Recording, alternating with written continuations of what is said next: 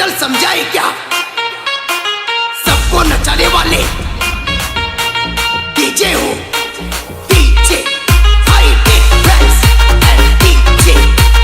TPL, DJ hi tech bands, bingo, I'm good the quality, Babias, I'm good, DJ hi tech boy, DJ bands. बाप के साथ गद्दारी काटने वालों, तुम्हें तुम्हारा औकात दिखाने के लिए तुम्हारा बाप हाईटेक आ गया है। DJ TPL hi tech bands. 3, 2, 1 कुछ कुचिया बेणीले तो बस न तेलो रंग झुमा दुल बुमा आहटी के तोते करी भी गेलो DJ Lex आलो कुछ कुचिया बेणीले तो बस न तेलो रंग झुमा दुल बुमा आहटी के तोते करी भी गेलो करी भी गेलो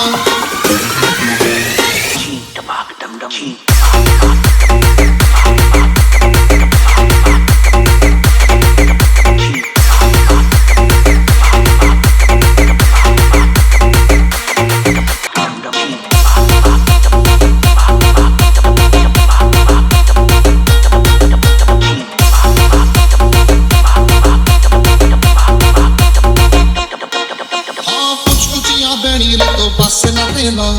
रंग झुमा दुल बुमा आहटी के तोते करी भी गेलो DJ Lex आलो कुछ कुचिया बेणीले तो बस न तेलो रंग झुमा दुल बुमा आहटी के तोते करी भी गेलो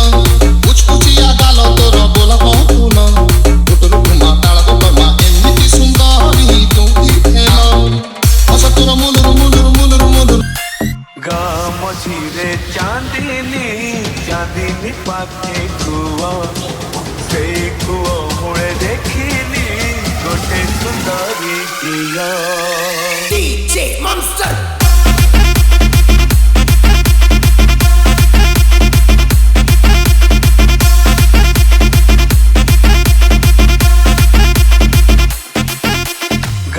मझिरे चांदिनी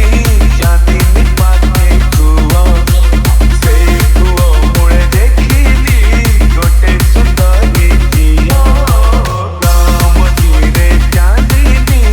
चांदिनी पाखे कुआ